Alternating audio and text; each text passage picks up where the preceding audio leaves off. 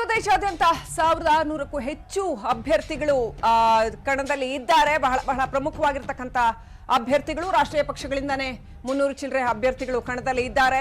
So ಇಡೀ ದೇಶಾದ್ಯಂತ ಇವತ್ತು ಬೃಹತ್ ಮತದಾನ ನಡೀತಾ ಇರತಕ್ಕಂಥ ಕ್ಷಣ. ತಾವೆಲ್ಲರೂ ಕೂಡ ಹೋಗಿ ವೋಟ್ ಮಾಡಿ. ಇಡೀ ಇಂಡಿಯಾ ಇವತ್ತು ದೊಡ್ಡ ಪ್ರಮಾಣದಲ್ಲಿ ವೋಟ್ ಮಾಡ್ತಾ ಇದೆ. ಆಲ್ಮೋಸ್ಟ್ 50+% ಆಗುತ್ತೆ ಇವತ್ತು ವೋಟ್ ಆದ್ರೆ. ಇಡೀ ಅರ್ಧಕ್ಕಿಂತ ಹೆಚ್ಚು ಜನತೆ, ಇಡೀ ಭಾರತದ ಜನ ವೋಟ್ ಮಾಡಿದ ಹಾಗಾಗತ್ತೆ. ಸೊ ದಟ್ ಪ್ರಜಾಪ್ರಭುತ್ವದ ಅತಿ ದೊಡ್ಡ ಹಬ್ಬ ಲೋಕಸಭಾ ಚುನಾವಣೆಗಳಲ್ಲಿ ನಾವೆಲ್ಲರೂ ಕೂಡ ಆಕ್ಟಿವ್ ಆಗಿ ಪಾರ್ಟಿಸಿಪೇಟ್ ಮಾಡಿದಾಗಿರುತ್ತೆ. ನಾಳೆ ದಿವಸ ಯಾವುದೇ ಕುಂದುಕೊರತೆ, ಯಾವುದೇ ತಪ್ಪಿನ ವಿಚಾರ ಹೇಳುವಾಗ ನಮಗೊಂದು ಹಕ್ಕಿರುತ್ತೆ. ಉದಾಹರಣೆಗೆ ಶಿವಮೊಗ್ಗದ ಬಗ್ಗೆ ಮಾತನಾಡೋದಾದ್ರೆ, ಶಿವಮೊಗ್ಗದಲ್ಲಿ ಒಟ್ಟು ಮತದಾರರು 16,76,223. ಒನ್ಸ್ ಅಗೈನ್ ನಿಮ್ಮ ಅಭ್ಯರ್ಥಿಗಳನ್ನ ನಿಮ್ಗೆ ಮತ್ತೆ ಒಂದ್ಸಾರಿ ನೆನ್ಪು ಮಾಡ್ಕೊಡ್ತಾ ಇದೀವಿ. BY ರಾಘವೇಂದ್ರ, ಮಧು ಬಂಗಾರಪ್ಪ. ಎಸ್, ಮುಂದಿನ ಕ್ಷೇತ್ರವನ್ನ ನಾವು ನೋಡ್ತಾ ಹೋಗೋದಾದ್ರೆ ಬಾಗಲಕೋಟೆ ಕ್ಷೇತ್ರದಲ್ಲಿ ಇದು ಕೂಡ ಒಂದು ರೀತಿಯಲ್ಲಿ ಸಾಕಷ್ಟು ಜಿದ್ದಿನ ಕಣ ಆಗಿದೆ.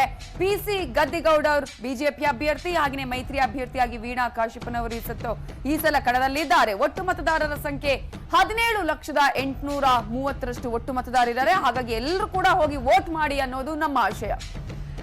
19,27,968 ಮತದಾರರು ರಾಯಚೂರು ಕ್ಷೇತ್ರದಲ್ಲಿ.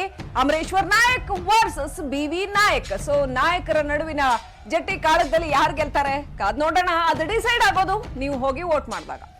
ಮುಂದಿನ ಕ್ಷೇತ್ರ ಬೆಳಗಾವಿ. ಸುರೇಶ್ ಅಂಗಡಿ ವರ್ಸಸ್ ಡಾಕ್ಟರ್ ವಿರೂಪಾಕ್ಷಪ್ಪ ಅವರ ನಡುವೆ ಈ ಒಂದು ಹಣಾಹಣಿ ನಡೆಯುತ್ತೆ. ಒಟ್ಟು ಮತದಾರರಿರೋದು 17,72,001 ಬೆಳಗಾವಿಯ ಮತದಾರರು.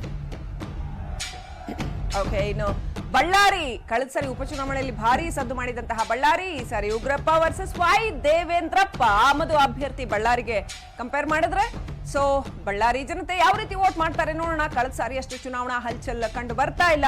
ಎನಿ ಹೌ ಜನಕ್ಕೆ ಸೀರಿಯಸ್ನೆಸ್ ಇದೆ, ಅವ್ರು ವೋಟ್ ಮಾಡ್ಬೇಕಾಗತ್ತೆ. ಬಳ್ಳಾರಿಯ ಚಿತ್ರಣ.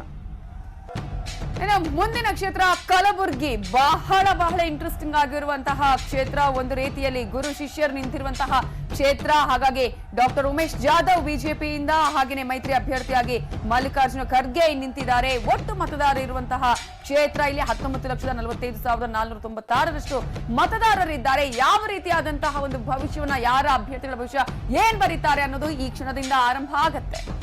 ಜಾತಿ ಲೆಕ್ಕಾಚಾರ ಸೇರಿದಂತೆ ಎಲ್ಲ ಬಗೆಯ ಲೆಕ್ಕಾಚಾರಗಳು ನಡೀತಾ ಇದೆ. ಆದ್ರೆ ಉತ್ತರ ಕನ್ನಡದ situation is quite different. Ananth Kumar Hegde versus Anand Asnotikar. Versus ಅಂತ ಅನಂತ್ ಕುಮಾರ್ ಹೆಗಡೆ ಅವರು ಅದನ್ನ ಹೇಳ್ತಾ ಇದ್ರು. 15,52,570 ಮತದಾರರಿದ್ದಾರೆ. ಸೊ ಬಹಳ ಪ್ರಜ್ಞಾವಂತ ಮತದಾರರು. ಏನಾಗತ್ತೆ ನೋಡೋಣ. ಮುಂದಿನ ಕ್ಷೇತ್ರ ಹಾವೇರಿ. ಶಿವಕುಮಾರ್ ಉದಾಸಿ ವರ್ಸಸ್ ಹೊಸ ಅಭ್ಯರ್ಥಿ. ಇಲ್ಲಿಗೆ ಒಂದು ರೀತಿಯಲ್ಲಿ GR ಪಾಟೀಲ್ ಅವರು 17,07,061 ಮತದಾರರು ಕೂಡ ಹಾವೇರಿ ಕ್ಷೇತ್ರದಲ್ಲಿ ಇದ್ದಾರೆ. ಹಾಗಾಗಿ ಸಾಕಷ್ಟು ಅಭ್ಯರ್ಥಿಗಳು ನಾವು ಮತ್ತೊಮ್ಮೆ ಸಂಸದರಾಗಬೇಕು ಅನ್ನುವಂಥ ನಿರೀಕ್ಷೆಯಲ್ಲಿ ಇರ್ತಾರೆ. ಅವರನ್ನ ಸೋಲಿಸಬೇಕು ಅಂತ ಒಂದಷ್ಟು ಅಭ್ಯರ್ಥಿಗಳಿದ್ದಾರೆ. ಏನಾಗತ್ತೆ ಹಾವೇರಿಯ ಮತದಾರರು ನಿರ್ಣಯ ಮಾಡಬೇಕು. ಧಾರವಾಡಕ್ಕೆ ಬರೋಣ. ಧಾರವಾಡದಲ್ಲಿ ವಿನಯ್ ಕುಲಕರ್ಣಿ ವರ್ಸಸ್ ಪ್ರಹ್ಲಾದ್ ಜೋಶಿ. ಮೂರು ಸಾರಿಯಿಂದ ಪ್ರಹ್ಲಾದ್ ಜೋಶಿ ಗೆದ್ಕೊಂಡು ಬಂದಿದ್ದಾರೆ. ಈ ಸಾರಿ ವಿನಯ್ ಕುಲಕರ್ಣಿ ವರ್ಸಸ್ ಪ್ರಹ್ಲಾದ್ ಜೋಶಿ ಆಗಿದೆ. 17,25,522 ವೋಟರ್ಸ್ ಇದ್ದಾರೆ. ಏನ್ ಮಾಡ್ತಾರೆ ಇವರೆಲ್ಲ ಧಾರವಾಡದ ವೋಟರ್ಸ್? ಲಿಂಗಾಯತ್ ಇಶ್ಯೂ ಸೇರಿದಂತೆ ಅನೇಕ ಇಶ್ಯೂ, ವಿಶೇಷವಾಗಿ ಮಹದಾಯಿ ಇಶ್ಯೂ ಬಹಳ ಚರ್ಚೆಗೆ ಬಂದಿದೆ. ಸೊ ಏನಾಗುತ್ತೆ ಕಾದ್ ನೋಡೋಣ ಧಾರವಾಡದ ಸಿಚುವೇಶನ್. ಇನ್ನು ಮುಂದಿನ ಕ್ಷೇತ್ರವನ್ನ ನಾವು ನೋಡೋದಾದ್ರೆ ದಾವಣಗೆರೆಯಲ್ಲಿ ಈಗಾಗಲೇ ಒಂದು ರೀತಿಯಲ್ಲಿ ಭೀಕರ ಫೈಟ್ ಈ ಸಲ ಇಲ್ಲ ಅಂತಾನೆ ನಾವು ಹೇಳಬೇಕಾಗುತ್ತೆ. ಆದ್ರೂ ಕೂಡ ಈಗ GM ಸಿದ್ದೇಶ್ವರ್ ಅವರು ಮತ್ತೆ ಕಣದಲ್ಲಿದ್ದಾರೆ. ಈ ಸಲ ಬಿಜೆಪಿಯಿಂದ HB ಮಂಜಪ್ಪ, ಈಗಾಗಲೇ ಕಾಂಗ್ರೆಸ್ ಜಿಲ್ಲಾಧ್ಯಕ್ಷರಾದಂತಹ HB ಮಂಜಪ್ಪ ಅವರನ್ನ ಈ ಸಲ ಮೈತ್ರಿ ಅಭ್ಯರ್ಥಿಯನ್ನಾಗಿ ಕಣಕ್ಕಿಳಿಸಲಾಗಿದೆ. ಇಲ್ಲಿನ ಒಟ್ಟು ಮತದಾರರ ಸಂಖ್ಯೆ 16,34,719. ಹಾಗಾಗಿ ದಾವಣಗೆರೆ ಈ ಸಲ ಏನಾದ್ರು ಹೊಸ ಒಂದು ಪ್ರಯತ್ನಕ್ಕೆ ನಾಂದಿ ಹಾಕತ್ತಾ? ಸುನೀತಾ ಚೌಹಾಣ್ ಅಚ್ಚರಿಯ ಅಭ್ಯರ್ಥಿ JDS ನಿಂದ ವಿಜಯಪುರದಲ್ಲಿ. ಸೊ ವಿಜಯಪುರದ ರಾಜಕೀಯ ಚಿತ್ರಣನ ಇದು ಬದಲಾಯಿಸುತ್ತಾ ಅಥವಾ ಟ್ರೆಡಿಷನಲ್ ವೋಟರ್ ರಮೇಶ್ ಜಿಗಜಿಣಗಿ ಕಳೆದ ಸಾರಿನೂ ಕೂಡ ಗೆದ್ದಿದ್ದಾರೆ. ಅನೇಕ ಸಾರಿ ಅವರಲ್ಲಿ ಸಂಸದರಾಗಿರ್ತಕ್ಕಂಥವ್ರು, ಹಳೆ ಹುಲಿ ಅಲ್ಲಿನ ರಾಜಕಾರಣಕ್ಕೆ. ಸೊ ಏನಾಗುತ್ತೆ ವಿಜಯಪುರದಲ್ಲಿ ಒಟ್ಟು ಮತದಾರರು 17,96,256 ಇದ್ದಾರೆ. ಏನಾಗುತ್ತೆ ವಿಜಯಪುರ? ಸ್ವಲ್ಪ ಕುತೂಹಲ ಕೇಳಿಸಿದೆ ಈ ಸಾರಿ. ಇನ್ನು ಚಿಕ್ಕೋಡಿ ಅಣ್ಣಾ ಸಾಹೇಬ್ ಜಲ್ಲೆ ಅವರಿಗೆ ಕೊನೆ ಕ್ಷಣದಲ್ಲಿ ಬಿಜೆಪಿ ಅವರನ್ನ ಕಣಕ್ಕೆ ಇಳಿಸಿತ್ತು. ಪ್ರಕಾಶ್ ಹುಕ್ಕೇರಿ ಅವರ ವಿರುದ್ಧವಾಗಿ ಕಾಂಗ್ರೆಸ್ ಅಭ್ಯರ್ಥಿಯಾಗಿ ಕಣಕ್ಕಿಳಿದಿದ್ದು ಪ್ರಕಾಶ್ ಹುಕ್ಕೇರಿ ಅವರು ಸಂಸದರು ಕೂಡ ಹೌದು. ಹಾಗಾಗಿ ಇಲ್ಲಿನ ಚಿತ್ರಣ ಏನಾಗಬಹುದು? ಒಟ್ಟು ಮತದಾರರ ಸಂಖ್ಯೆ 16,04,600 ಇದ್ದಾರೆ. ಮತದಾರರು ಹೋಗಿ ವೋಟ್ ಮಾಡೋದಷ್ಟೇ ಬಾಕಿ ಇದೆ. ಚಿಕ್ಕೋಡಿನಲ್ಲಿ ಹೈ ಪ್ರೊಫೈಲ್ ರ್ಯಾಲಿಗಳು ನಡೆದಿದ್ದಾವೆ. ರಾಹುಲ್ ಗಾಂಧಿ, ಮೋದಿ ಅವರ ರ್ಯಾಲಿಗಳೆಲ್ಲವೂ.